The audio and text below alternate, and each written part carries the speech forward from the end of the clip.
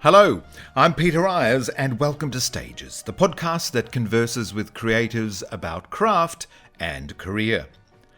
Arax Mansourian is one of the superstars of the Armenian Opera and classical music. She started her career in her native Armenia and continued in Australia with Opera Australia. Her beautiful voice and unique timbre, as well as her iconic beauty and regal stage presence, are unforgettable. Arax was born in Beirut, Lebanon, in a family of survivors of the Armenian genocide. Her family moved to Armenia when Arax was still an infant. Growing up in Armenia, music was a very important part of her life, and she knew from an early age that she needed to sing. Hers is a remarkable story, and it was indeed a great honour to feature Arax in this episode of the Stages podcast.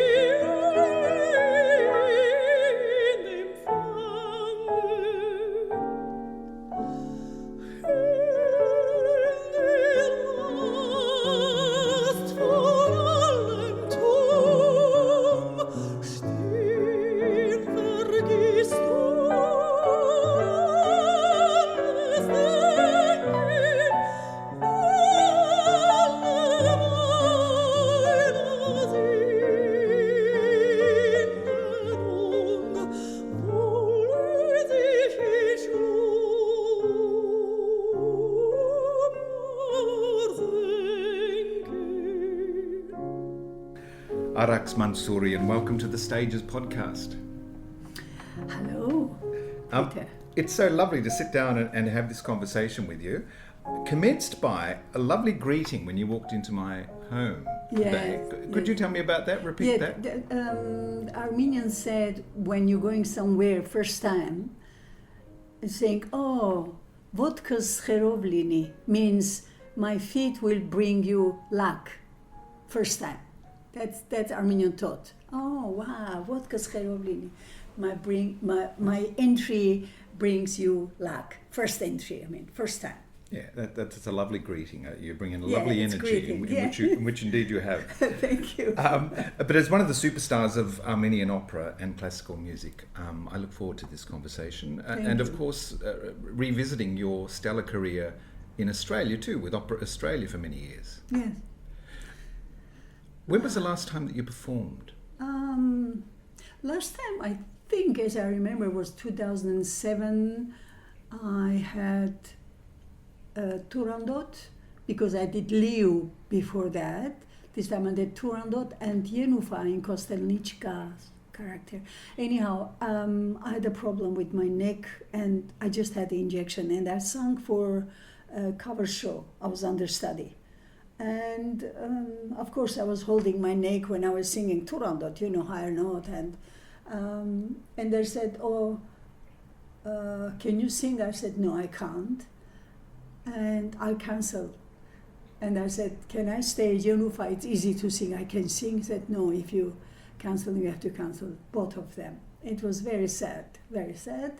That was my last time with Opera Australia. But after that, I had a concert tour in Armenia, in Japan, in Lebanon. After that, still singing, but concert more than opera. Of course, a singer relies on their whole anatomy to be working in order to produce that wonderful sound. So an injury like the neck or... Yeah, imagine. And you have to hold impacts, that. It's terrible. You can't sing freely. No, you have to push, which is, I never like it. And of course, opera is full of those big themes of love and revenge and jealousy and hate. And how can you give emotion if you have a pain? Your concentration will be there when you're pain, Yeah, some of my colleagues said, you shouldn't sing for a cover show. You should say you are not feeling good. But I was very honest. I said, no, if they're asking me to sing, I have to sing.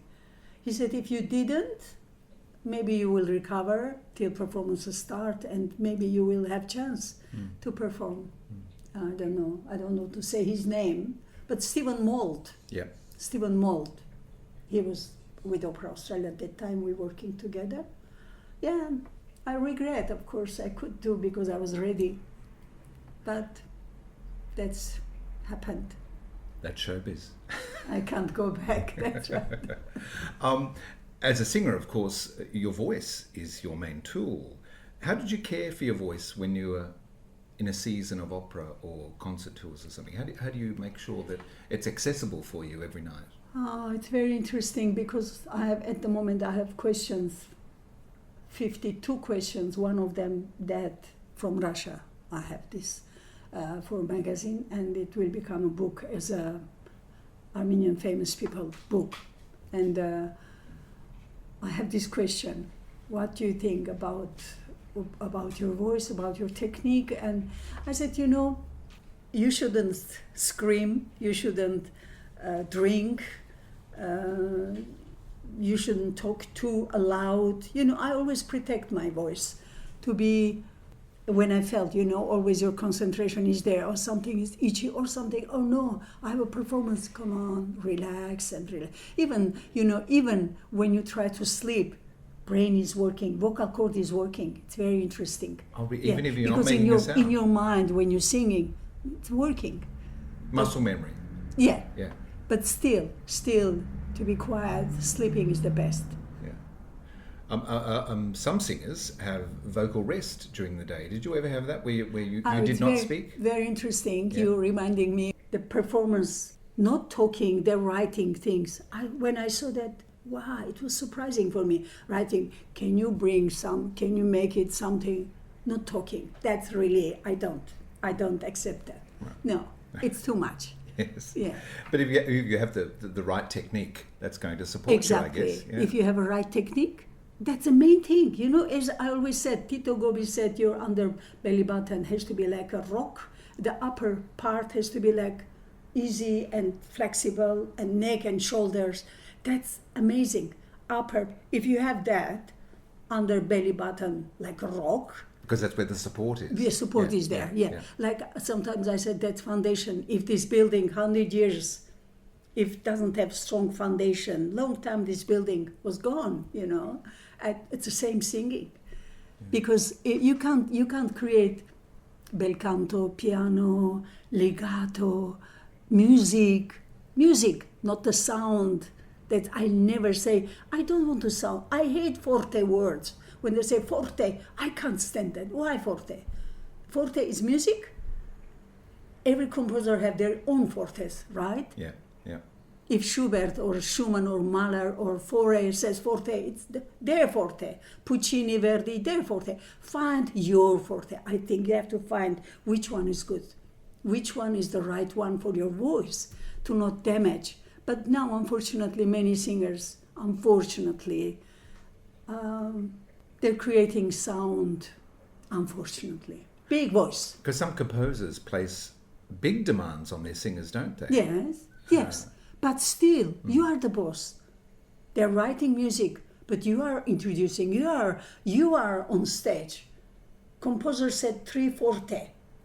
Are you going to scream? No. Make it 3 forte. You know what sometimes I say to my singers I'm teaching? I'm saying, never attack.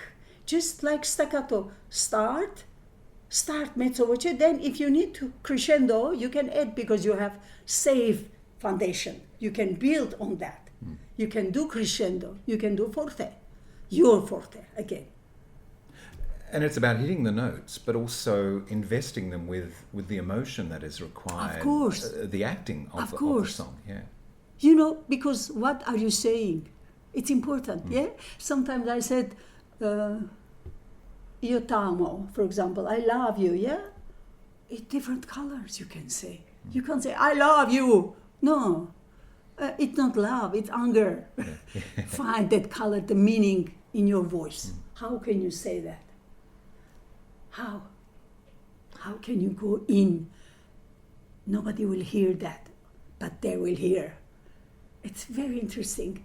You know, once I remember I was reading, I have a Tito Schipa, Giuseppe Valdengo, he's writing about Toscanini, not Tito Schipa, sorry, about Toscanini.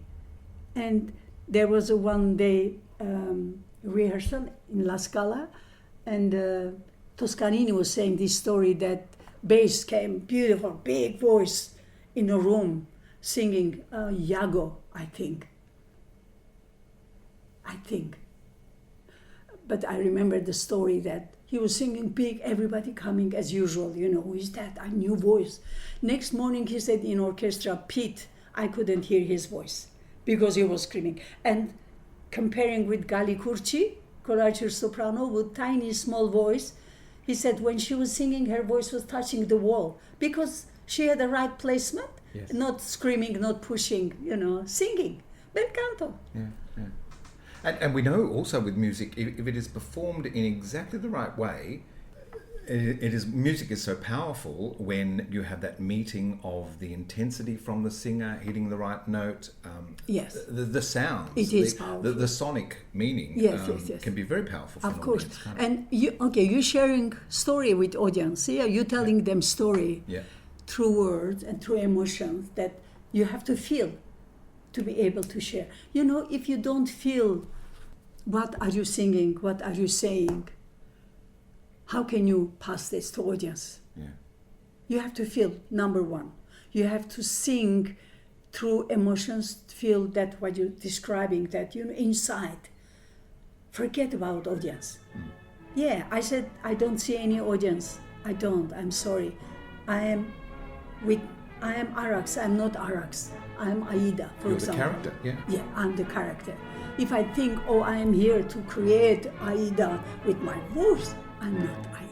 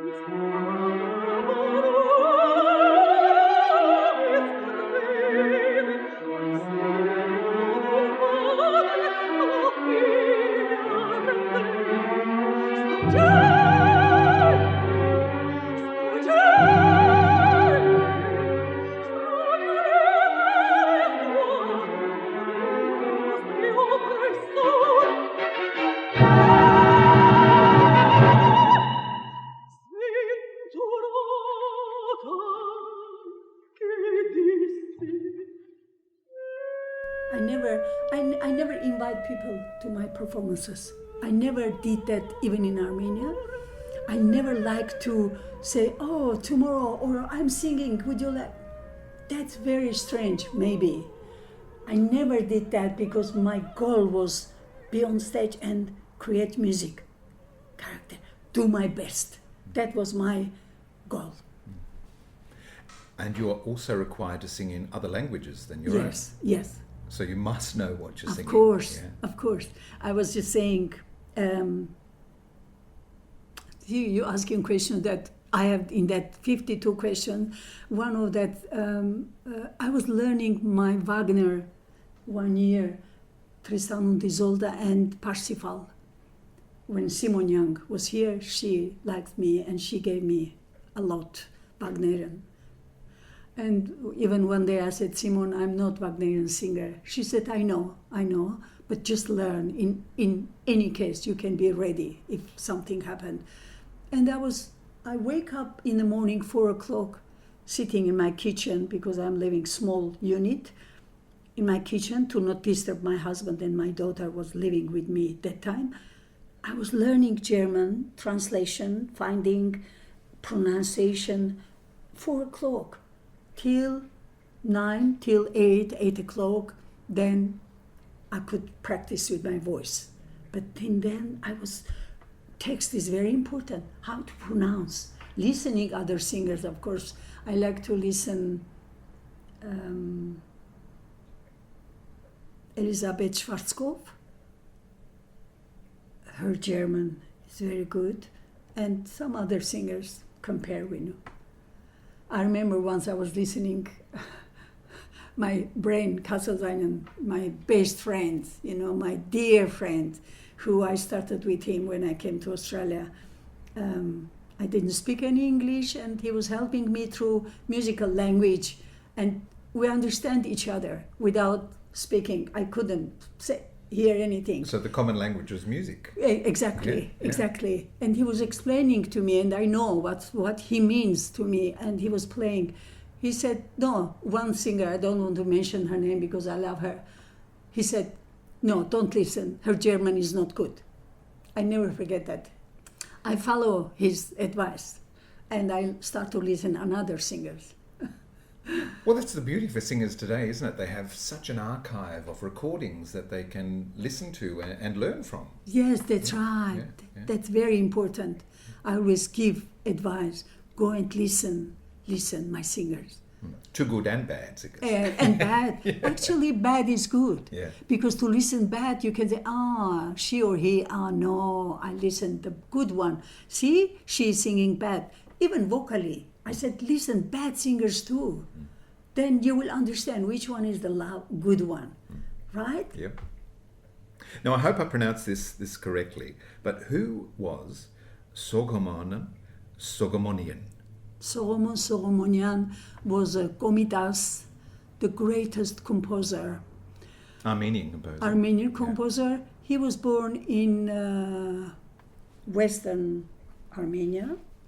In 1869, I think. Yes, in Turkey, which was Armenia.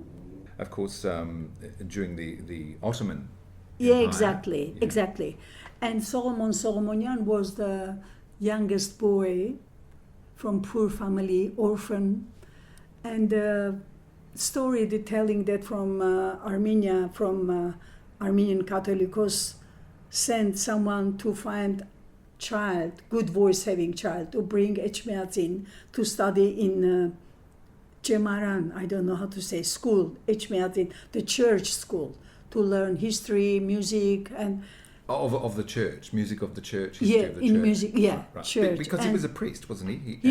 He became a priest, right? Yeah. Because he came and he, in one word I can say, without Komitas, we lost our Armenian folk traditional music, because he was collecting music from countries. He was going sitting country, and people were singing, like who was working with land, who singing lullaby. A good deal of the songs were liturgical, weren't they? It was church music. There is church music. And he created Patarak, liturgic music. The Komitas we have Yekmalian, but Komitas also.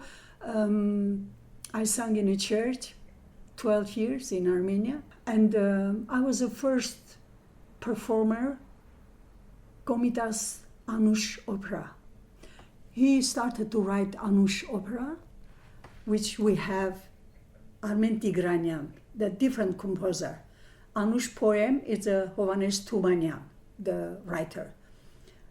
Armen Tigranian is a composer who write opera, who I did many times in Armenia, more than 100 maybe. And Komitas, that time, he was writing Anush Opera, but it was half. He didn't finish. And he was writing for folk instrument, not symphony orchestra with.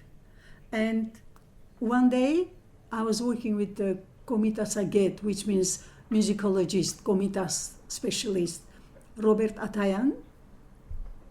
he find me when I was in conservatorium student. He find me as a pure comitas interpreter, comitas songs. He always, when he was finding from archive new song, he was calling me. I remember his voice. Arax, can you come and see me? I have a new song for you. And one day, one morning, he called me, said, I have something surprise for you. You know, I was young and I didn't understand what I am doing. I was doing something very important, but I didn't realize it was my nature. Oh, comitas. I went and there was a comitas Anush opera, which was half. So beautiful. He gave me music. He said, can you? Oh my God, I start to cry because I know all opera in different composer. And we performed in poem writers, Hovhannes Thomanyan's museum. His poem, we performed, he played for me, and I performed that, and it was recorded in a concert time. That's all. Nobody did, only me, and I am proud of that I did. And many songs of comitas I did first time, and I have recorded. You're known as the leading interpreter, aren't you? Having Yes. done some recordings and concert tours. Yes, yes. You know, sometimes I feel, I could do that. Because in Leon Opera gave me chance to record comitas songs with my pianist, Artur Aharonian. And I remember that was cloudy in Paris, you know, it's raining, and I had a terrible headache, and they gave me chance, 4 hours only. I have to record 18 songs. And I did.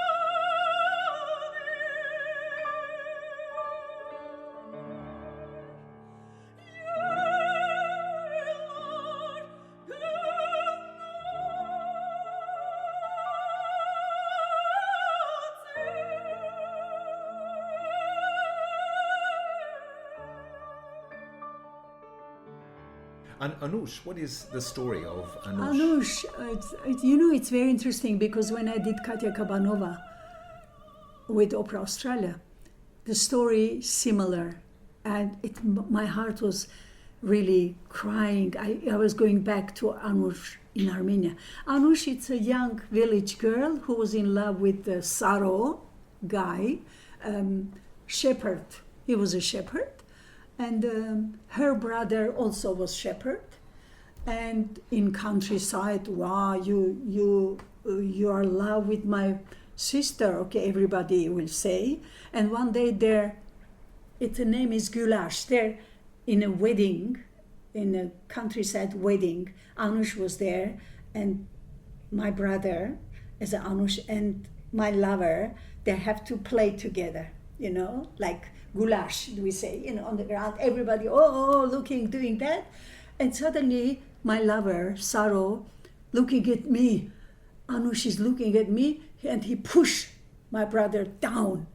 That was avenge. Yeah, revenge. Revenge. And yeah, my brother wants to kill him in front of people because everybody's shame on you, what?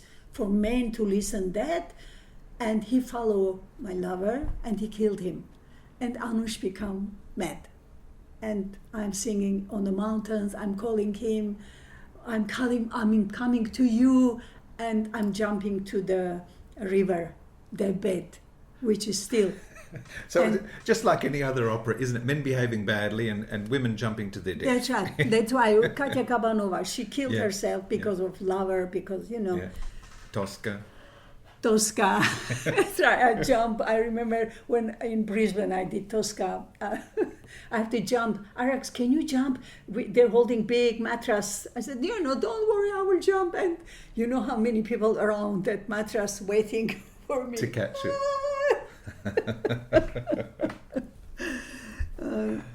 Now, you're born in Beirut, in Lebanon, but the family moved to Armenia. Was it a musical family? Yes. My parents were both orphans from the Armenian genocide, 1915. Born in what is now Turkey, but historical Western Armenia. This is the Ottoman Empire. Yes, that's right. It was Armenia. And still Western Armenia. Constantinople. Yeah. But my mother, along with her brother, were the only survivors on the whole family. Everyone else was massacred. She was rescued and raised by missionaries in an American orphanage in Syria. She was there. Later on, they met with my father when my father was performing one day in an orphan concert, and my mom was in love with him, and they're married. But my father was very artistic, photographer also, who loved music, and everyone called him, the singing Yeria. His name was Yeria, singing Yeria. He was singing, everybody, when they're coming together, Yeria, sing something. And that, of course, we moved to Armenia. My parents moved to Beirut after Syrian orphanage. They're married, they moved to Beirut. So it was music that brought them together. Music, that's right. Yeah. Because mom was singing also. She has a beautiful voice. She was quiet, she was singing in a choir also. But she was in love with my dad's voice. And, I don't know if I should say that. They moved to Beirut and we were born there, 4 of us. You and your siblings? 2 brothers, my siblings, and I'm the youngest one, few months old. And my family, after World War II, there was a need to bring Armenians to live in Soviet Armenia, a piece of historical Armenia. And my father, in one of they made the irreversible, decision. Irreversible. Irreversible, I can't say that word. It's too many syllables. Decision to move to Armenia, Soviet Armenia. Of course, once they got there, they had no choice but stay, as the other options was Siberia, where one of my uncles ended up. If not here, if you don't like here, they will send you. That was very sad. So the Soviets had control of that? Yeah, everything. Right. It's very interesting. My father was filled with regret, of course, and the fact that we lived in extreme poverty after our comfortable life in Beirut was a major reason for his heart attack at the age of 46, young age. 46, he passed away. He couldn't. Yeah, it was very difficult. of course, every morning we wake up with music and singing of Armenian music. Our Armenianness was and has been always an extremely important part of our lives.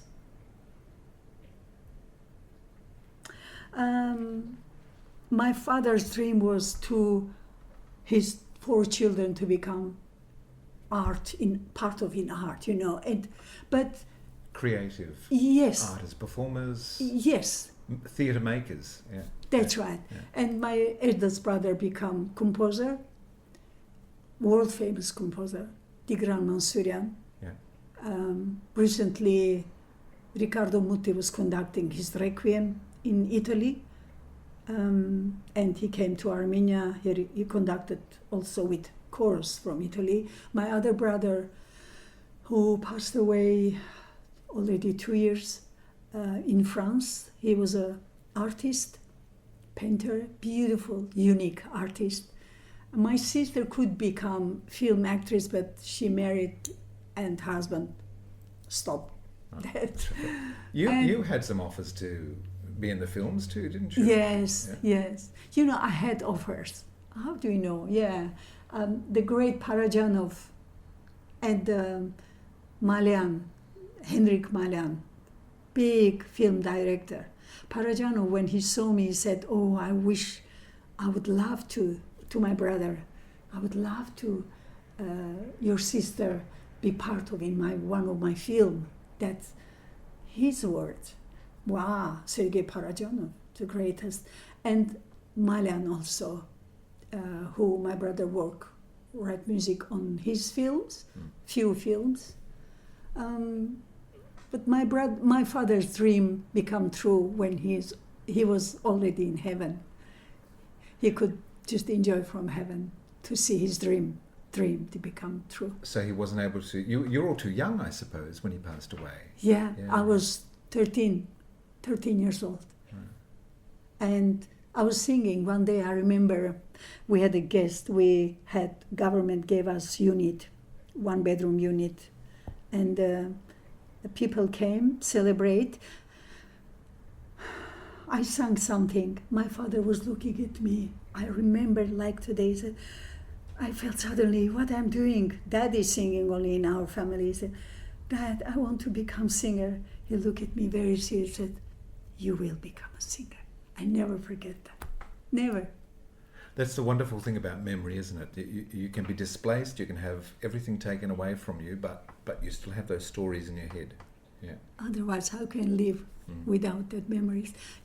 And as my brother sometimes is mentioned, composer one, he said, Arax inherited my father's voice. Yeah. Inherited my father's voice. We don't sing, only Arax sing in family. And I must tell, and my daughter, Shushan, she took my voice. Also inherited my voice. So continuing. Do your children perform? Are they my musical? My eldest Shushan, she's a singer. She's still performing, and she was in parliament for a while, 8 years. With her job, she was helping the Artsakh, who doesn't exist now, unfortunately, political part. Very sad. She was helping them. She opened a cultural studio, and they're collecting paintings from Armenia art galleries in Artsakh and 20 schools. She was always helping them. Now it's gone, unfortunately. I mean, that job, when she was in a parliament, she could help other cities, Artsakh, which means now it doesn't exist. Now it's part of Azerbaijan, sadly. So your mother is raising 4 young children? Yes. By herself? Yes. My mother was working because my father had a photo studio in Armenia when we lived.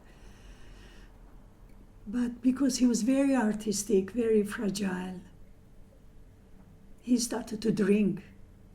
He was drinking a lot. And my poor mom, she was working. She was working in bakery to bring bread. And I remember once my brother told, because I was very young, I don't remember, but he said my mom was throwing from window bread, few in a bag, that 3, 1 we could eat, 2 we could sell, and we can survive. That was our life in Armenia, in Soviet country. Yeah. It's very interesting. And my mom worked till my father passed away. She was still working. My youngest brother was in army. That time was 3 years, sorry. And my elder brother was in a conservatorium.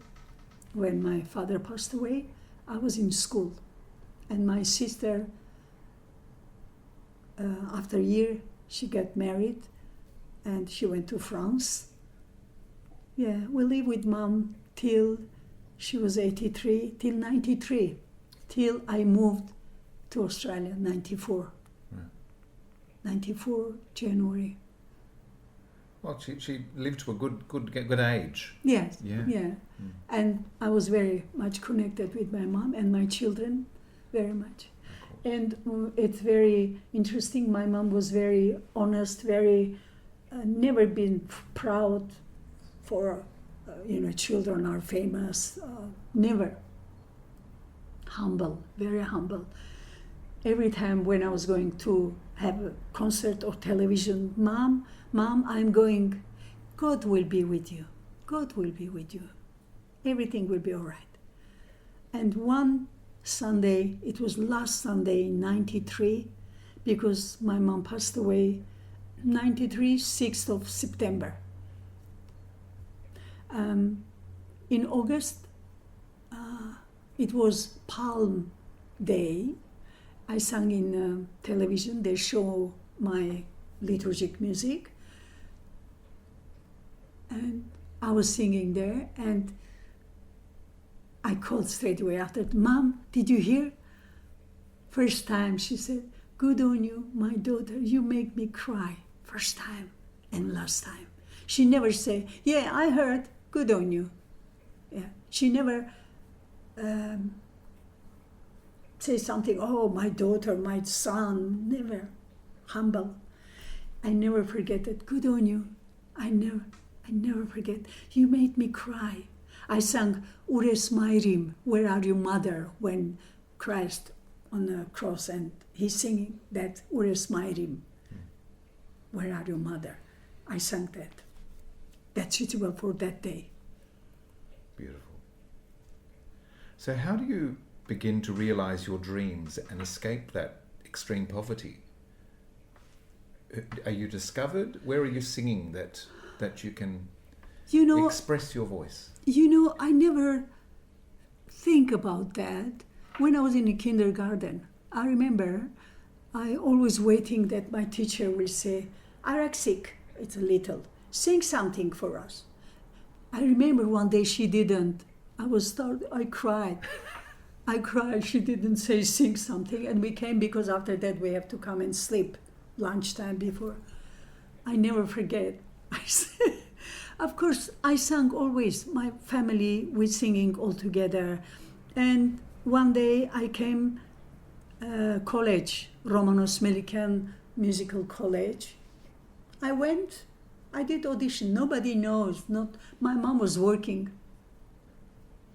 I sang and I had all high distinction. Solfeggio, earring, singing, everything. You are accepted. I come home, my mom come tired after work. Mom, I said, I'm accepted. I said, where? I said, college. Good on you, my daughter. That's it. And it was my dream. I started 4 years in a college, and after 5 years in conservatorium. And then you start singing with the Yerevan State Opera. Yes, straight away. I did audition. I prepare Aida, Ritornavi. No, last aria, which to show my higher top C. And straight away, I was expecting. You know what? It's very strangely, I must tell you, that day from conservatorium and concert hall are very close together. After conservatorium, I rehearsed and I was going for audition. And on the way, I saw our one of famous singers, soprano.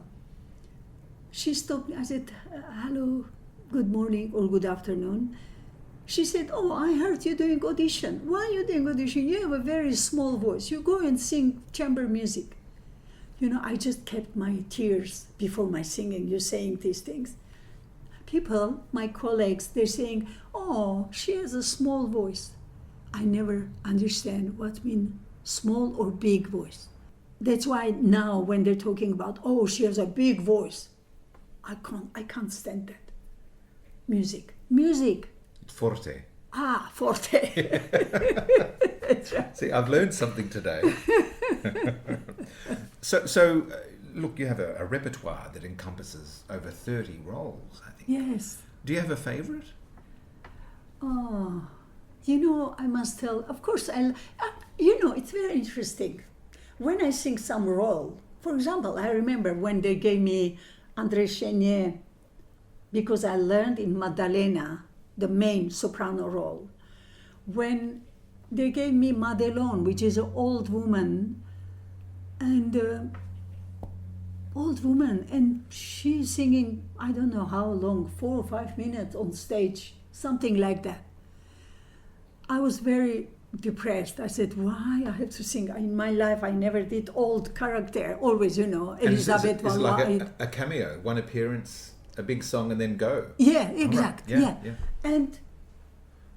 And you know, one day my daughter found on internet said the most expressive and some character was Madelon by Arax Mansourian. I said, what?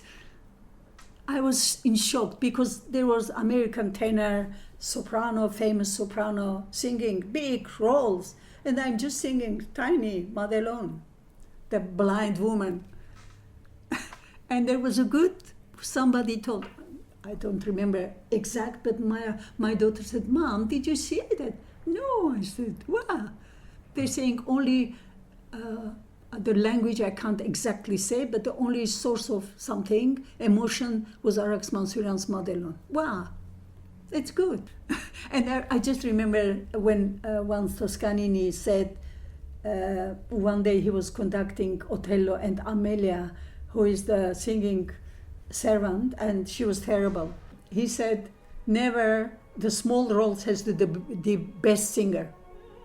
That encouraged me, okay, that small role.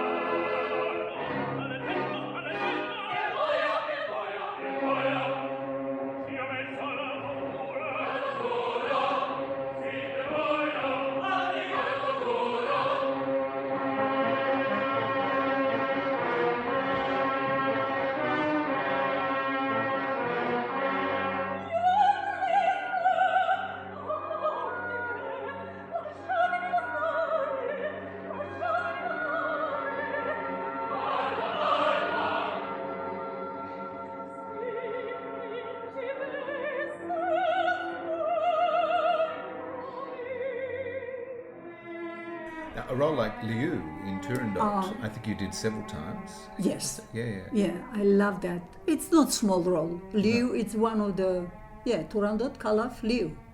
And Leo is more memorable than Turandot, I think, because more emotional. Yeah. I mean, I never liked to do Turandot, but when I had a contract, I said, why not? I can do that also. Oh, you did both roles? No, different different productions, time. of course. Yeah. Yes. How long would it take you to prepare a role for performance? Because you're learning a new language sometimes, you're learning the score. You know, sometimes I use that word to my singers. I said, I want you to be hungry. It's very important. And I was hungry. I could learn. I remember first time when I went to have a rehearsal with Brian, as he was my, Brian Castelzine, and he was my first coach. I knew part already. I learned myself. There was a stadium performance. I said to my husband, Jacob, I love to hear this, see the character I want to hear. I never heard Leo's part. And and I learned. And when I went to work with Brian, almost I was ready. And we started to work together about text. He was correcting my text, some lines. Anyhow, I like my character Leo. And there was a title, I don't know, I did with Kenneth Collin. We had an opera, thick monthly paper. Yeah, I'm keeping that with Kenneth Collin. There was when I did in Melbourne, Turandot. The review title was Arax Mansourian impresses us again, and impresses one more again. Something impresses us once again, impresses, which is good. I like that. You're delivering the goods. Yeah. You were a reliable performer. That's right. Yeah. I wish. And preparing a role so thoroughly like Leo and doing it several times, muscle memory, it's probably still all in your head and you could sing it tomorrow. Yes. You know what? When I'm singing, if I understand what you're saying, text to remember, yeah? Yeah. Front of public. Yes. That's why when I said, I was saying something I forgot. I don't see public. When I'm on stage, I don't see, otherwise I will forget. I don't concentrate anyone or, is he there or no. I'm concentrated. What I'm going to say next. I don't need anyone to help me because usually they're in a box helping. Text, I never had that. I work hard, I must tell you. I work hard to be precise, everything. Reap what you sow. Have you put the work in? Yes. Yes, you're going to get it back, yeah. Of course. So I think 1994 you said you came to Australia. What was the move to Australia? Okay. 1990 and 92 I was invited, Armenian community invited me for concert here. 92 I did audition for Opera Australia. It was a chance for me. I said, can you organize to Armenian community people? And I did for Moffat Oxenbould, Charlotte Kimmerly, two of them, I don't remember who else. But your reputation would have preceded you. They would know who you were. Yeah. And I had with me all my photos that I did Aida, Don Carlo, Turandot, Trovatore, Il Trovatore, some. And they saw and I sang for them. I think I did Aida. And I received letter that we like your performer or your singing, and when we have chance, we will invite you. And in 94, my husband, who I am living with him, Jacob Kujan, he organized for me to come and sing Handel Messiah in some church. He was in love with me. He left everything behind, and his dream was me to be with him, that's all. And when I came, he said, while you are here, do you want to go and do audition? And I had a friend, psychologist, they had the institute, Jensen and Newman Psychology Center. She helped me with David Constable. I went early morning, I sang for him.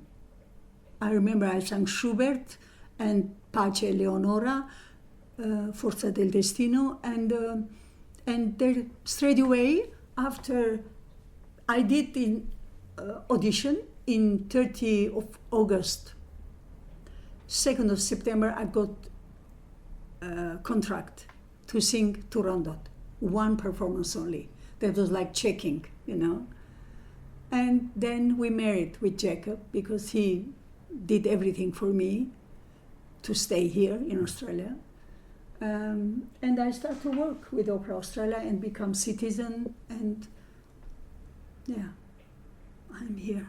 Do you still go to the opera and see performances by Opera Australia, or? Sometimes when Brian is conducting, it's a pleasure to go and be in the audience and listen how he's conducting. Sometimes I don't see him, but I can hear through music.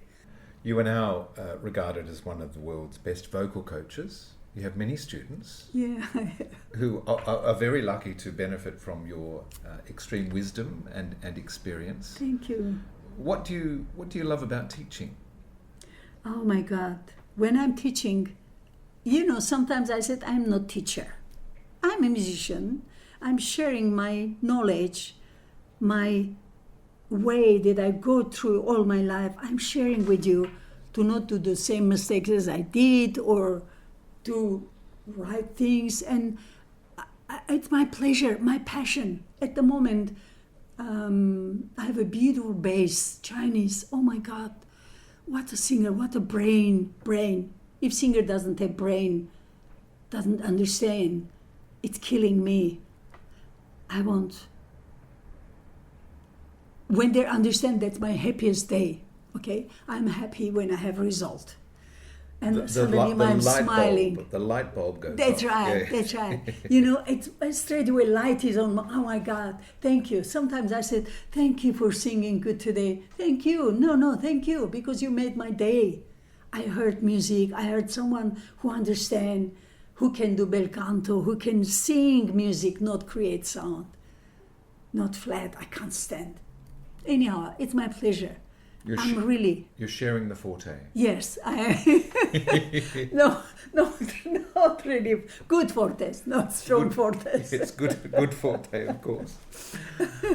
Arax Mansourian, thank you so much. It's been delightful to meet you and to have this conversation and revisit some of your stellar career moments and your life experience. Thank you so much. It's surprise for me speaking English. I think you've done very well. It's very difficult, you know. Sometimes, forgive my wrong pronunciation. Sometimes, please. No, that's very attractive, the wrong pronunciation. But, you know, when you say 94 to now, 30 years, I think your English is very good. Don't you think? Not very good. Oh, yes, it is. No. We'll have to agree to disagree.